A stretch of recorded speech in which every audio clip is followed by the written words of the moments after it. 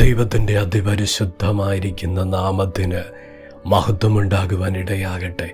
അനുഗ്രഹിക്കപ്പെട്ട നല്ല സമയത്തിനായി കർത്താവിനെ സ്തുതിക്കുന്നു, വാഴ്ത്തുന്നു.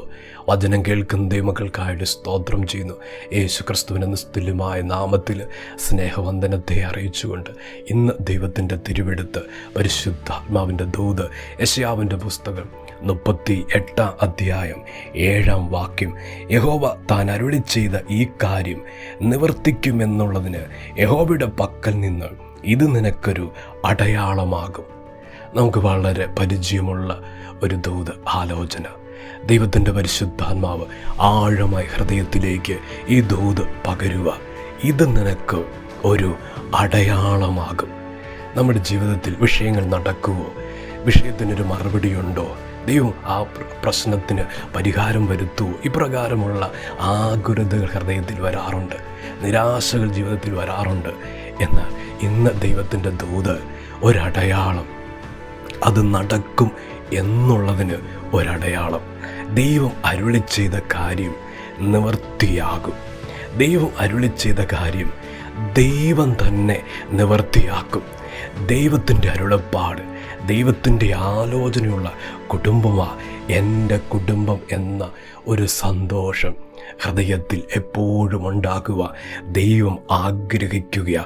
അബ്രഹാമിൻ്റെ ജീവിതത്തോട് അരുളി ചെയ്തവൻ ഇസഹാക്കിനോടും യാക്കോബിനോടും മോശയോടും ഏലിയാവിനോടും അരുളി ചെയ്ത ദൈവം, അവരോടുള്ള ദൈവിക ആലോചനകൾ പത്രോസിനോടും യോഹന്നാനോടും പൗലോസിനോടൊക്കെ അരുളി ചെയ്ത ദൈവം, ആ കർത്താവ് എന്നോടും എൻ്റെ തലമുറയോടും എൻ്റെ കുടുംബത്തോടും അരുളി ചെയ്തിരിക്കുകയാണ്.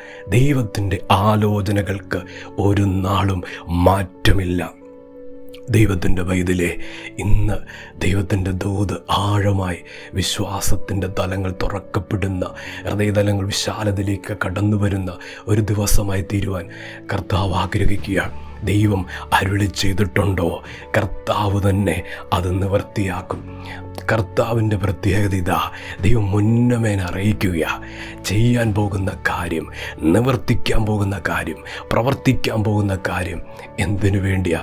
എൻ്റെ മക്കൾ, എന്നെ ആശ്രയിക്കുന്ന എൻ്റെ മക്കൾ ആ ജീവിതത്തിൽ കഴിക്കുന്നവരും ഭാരപ്പെടണ്ട, നിരാശപ്പെടണ്ട.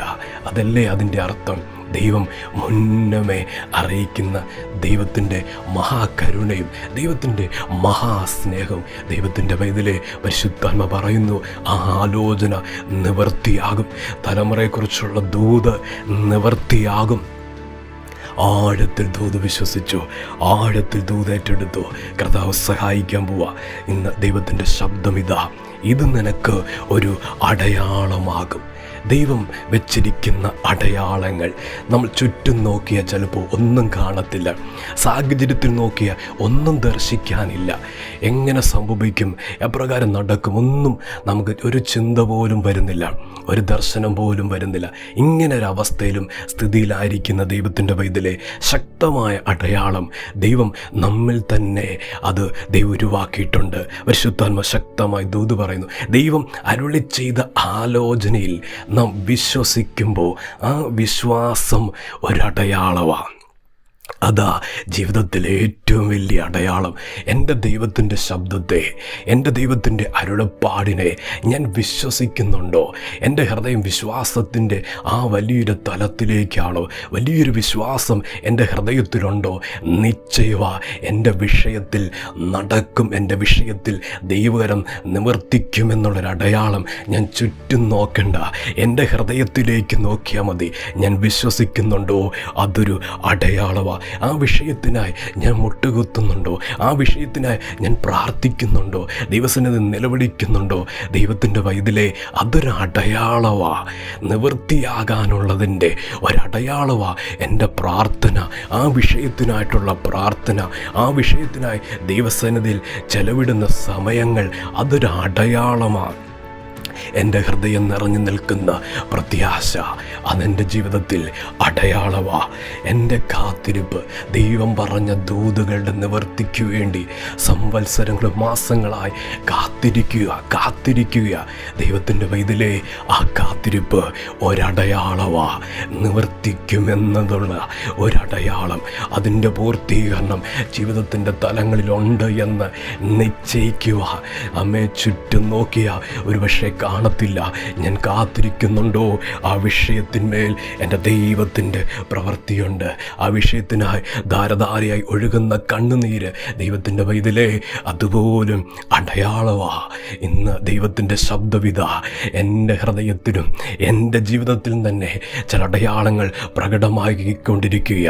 എൻ്റെ ജീവിതത്തിൽ അത് പരിവർത്തിച്ചുകൊണ്ടിരിക്കുക എന്ന നിശ്ചയവാ. ആ അടയാളത്തിൻ്റെ നിവർത്തി ഫലമുണ്ട് എൻ്റെ ജീവിതത്തിൽ. ദൈവത്തിൻ്റെ അരുളപ്പാടുകൾ തന്നെ എൻ്റെ കുടുംബത്തിൽ നിറവേറും. ഏലിയാവ് വാഗ്ദത്ത സമയമായപ്പോൾ കർമ്മേൽ പർവ്വതത്തിൽ മഴയ്ക്കായി പ്രാർത്ഥിച്ചില്ലേ? മുട്ടുകുത്തിയില്ലേ? അതൊരടയാളമല്ലേ? ദൈവത്തിൻ്റെ കരം ചലിക്കാൻ പോകുന്നു. ആ വിഷയത്തിനായിട്ട് പ്രാർത്ഥിക്കുക, അതൊരടയാളവാ. ആ ഫലം കണ്ടില്ലേ? ആ വഴി ദൈവം തുറന്നത്, ആ പദ്ധതികൾ ദൈവഭൂമിയിലേക്ക് വെളിപ്പെടുത്തിയത്. ദൈവം എത്ര വിശ്വസ്തനാ! ദൈവത്തിൻ്റെ പരിശുദ്ധാത്മാവ് അതിശക്തമായി ദൂത് വെളിപ്പെടുത്തുന്നു.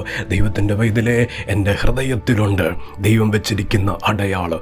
എൻ്റെ ജീവിതത്തിലുണ്ട് ചില അടയാളങ്ങൾ. അതിൻ്റെ അർത്ഥം ദൈവം അരുളി ചെയ്തത് ദൈവം തന്നെ നിവർത്തിക്കും. ദൈവം കൽപ്പിച്ചത് അത് കർത്താവ് തന്നെ നിവർത്തിക്കും. അത് സംഭവിക്കും. അങ്ങനെ അപ്രകാരം തന്നെ കർത്താവിത ക്രമീകരിക്കാൻ പോകുന്നു.